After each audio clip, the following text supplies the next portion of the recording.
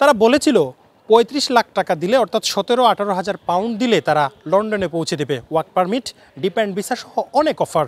ছেলে মেয়ে নারী সিলেটি অনেকেই তাকে বিশ্বাস করে সেখানে গিয়েছিলেন। কিন্তু লন্ডন নিয়ে যাওয়া তো দূরের কথা, সিলেট থেকে ফ্লাইট যাওয়া তো দূরের কথা, তারা এখন থানায়। সেই প্রতারককে ধরেছে পুলিশ। আসলে সিলেটের এসব মানুষের সাথে কি ঘটেছে সেটা একটু আমরা জানার চেষ্টা করব। লন্ডন যাওয়ার জন্য ট্রাভেলসে গিয়েছিলেন, লন্ডন তো আপনার ভাগনা মেবি যেতে পারে নাই, এখন আসছেন থানাতে। এই যে এতটুকু ভোগান্তি, এইটা কি আগে বুঝতে পারেন নাই? আমি প্রথমে দেওয়ার পরে আমি দিতে রাজি হই নাই। তারপরে ফারজানা এবং আদিল আমাকে বলে যে এফআই ইন্টারন্যাশনাল কোনো প্রতারণার ব্যবসা করে না, আপনি এটা বিশ্বাস রাখেন। আমাদের ফ্যামিলি খুবই উচ্চ লেভেলের, আমাদের আত্মীয় স্বজন সেনাবাহিনীতেও আছে, যে আমরা কোনো মিথ্যার আশ্রয় নিয়ে কোনো ব্যবসায় যাব না। তো আমি বললাম যে আপনারা যে এই গ্রান্টটি আমাকে দিতে হবে। তো উনি বললো যে আমি যে চুক্তি করব ওই চুক্তি আপনাকে, আমারে যে চুক্তি দেখাইছে এই চুক্তি দেয় নাই আমার বাগনার কাছে। তারপরে আমি আসিয়া বললাম যে এই চুক্তি আমি মানি না। তারপরে বলে যে এখন চুক্তি আর লাগবে না, আপনার যখন ভিসা সাবমিট করছি নিশ্চিত ভিসা হবে, তখন আপনি চুক্তি দিয়ে কী করবেন, টাকা তো আমাদেরকে দিয়ে দিছে। তখন আমি বললাম যে আমি টাকা দিয়ে দিছি ঠিক আছে, কিন্তু আমাকে একটা সুন্দর চুক্তি দিতে হবে, যেটা আইন আছে, আইনের ইয়েতে গেলে আমি পাই।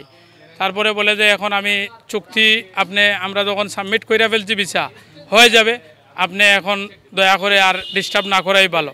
ভিসা সাবমিট করছে, হওয়ার ভিসা হয় নাই। আমি ওনাকে বলছি যে একটা ডকুমেন্টস আছে ওইটা আপনি দেন, সে দেবে না। সে বলছে যে ভিসা হবে, আপনি তো এটা নিয়ে চিন্তার বিষয় না, এটা তো আমরা প্রসেস করতেছি, আমরা জানি, আপনি এটা নিয়ে এত কথা বলেন কেন? তারপরে আর আমি কথা বলি নাই। তারপরে ভিসা যখন হয় নাই তখন আমি বললাম যে ভাই আমার টাকা দিয়ে দেন। এখন বলে যে আপনার টাকা আমি দিচ্ছি, একটু ওয়েট করতে হবে। তো আমি আসলাম, আসার পরে অমুকরে ফোন দে কয় ভাই আমি টাকা দিতেছি। তারপরে আমি যখন বিচার পাই নাই মার্কেট কমিটির কাছে বিচার দিয়েছি। মার্কেট কমিটি তখন আদিলরে ডাকাইছে, ডাকানির পরে বলে ভাই আপনারা একটা সমঝোতা কইরা দেন, একটু কম নেন। আমি বলি যে ভাই এটা আমি পারবো না। শেষ মামলা দিয়ে এখন থানায়। এরপরে আমি মামলা করেছি কোর্টে, সিলেট কোর্টে। আর আজকে জানতে পারলাম যে আমার আরক ভাই একটা মামলা করছেন, ওনার মামলায় ওনাকে গ্রেফতার করা হয়েছে। আমি এই আশিয়া কুতুবালি থানায় এই আপনাদের সামনে মানে আমার বিচারটার জন্য সবার যেন বিচার পায়, আর ন্যায় বিচার পায়। আপনি কিভাবে এই প্রতারণাতে ঢুকছিলেন বা আপনাকে কি বলেছিল, কার মাধ্যমে জানছিলেন, কি ঘটেছিল আপনার সাথে? আমি ওনাদের এখানে আরেকজন ভুক্তভোগী আছে ইমা আপু, ওনার মাধ্যমে এখানে আসছি, ওনার মাধ্যমে আসছি এখানে। তো ওনার কাছে আসার পর উনি আমাদের বললে যে আপনার ভিসা 100% হয়ে যাবে, আমরা আপনার ভিসার দায়িত্ব নিয়ে নিলাম। তো আমাদের কোর্সের দাম বললো, আর বলেছিল যে আমাদের ফার্স্ট টাইম বলেছিল আমাদের রেস্টুরেন্ট পারমিট দিবে। তো আমাদের রেস্টুরেন্ট পারমিটের একটা কথা বলার পরে আমি বাসায় আসার পরে বললো যে আপনি এখন তো রেস্টুরেন্ট পারমিট মেয়েদের জন্য ভালো না, আইটি পারমিট ভালো। তো আমি আইটি পারমিটের আমি বললাম যেটা হয় আপনি যেটা ভালো বুঝবেন ওইটাই করবেন, যেভাবে ভিসা হয় আমরা তো আপনার কাছে গেছি যে ভিসার জন্য, আপনি ভিসা যেভাবে হয় আপনি ওইভাবে করেন। উনি যেভাবে বলছিলেন আমরা সেইভাবেই সব কিছু দিয়ে দিয়েছি। তো একটা কোজ লেটার দিল ফার্স্টে, আমার 2টা কোম্পানির কোজ লেটার ছিল, একটা HR পরে এটা দেওয়ার পরে ওইটা ওয়েব ডিজাইনার, ওইটা আমি যে হবে না। তারপরে দিল গ্রাফিক ডিজাইনার। তো আমি তো গ্রাফিক ডিজাইনার না, আমার ভিসা হবে কীভাবে? উনি তো সেটা জানেন। তারপরেও আমাকে ওটা কি ফেক ছিল না সঠিক ছিল? ওটা ফেক, তাই তো রিজেক্ট হয়েছে। ফেক না হলে তো রিজেক্ট হয় না। আর ইউকেবিআই হোম অফিস থেকে কোনো ইন্টারভিউ নেয় না।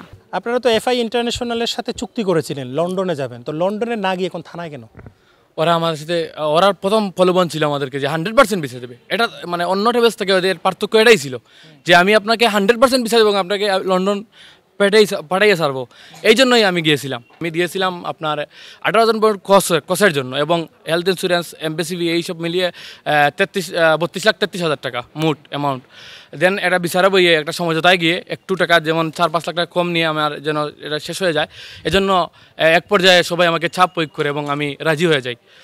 কত টাকা লুজার হলেন? না প্রথমে আর কি বিচারে তখন বলছেন যে যে 5 লাখ টাকা আপনি বাদ দিয়ে দেন, এরপর ওর টাকা আপনি পেয়ে যাবেন। দেন ওরা বলে এই মুহূর্তে আপনি চেক দিয়ে দেন। ও আমাকে আপনার 19 লক্ষ টাকার চেক দেয় এবং বাদর দিন বলে যে বাকি টাকার আমি চেক দেবো এবং আপনার সাথে একটা ডিড করবো আবার নিউ এই টাকা দিব বলে।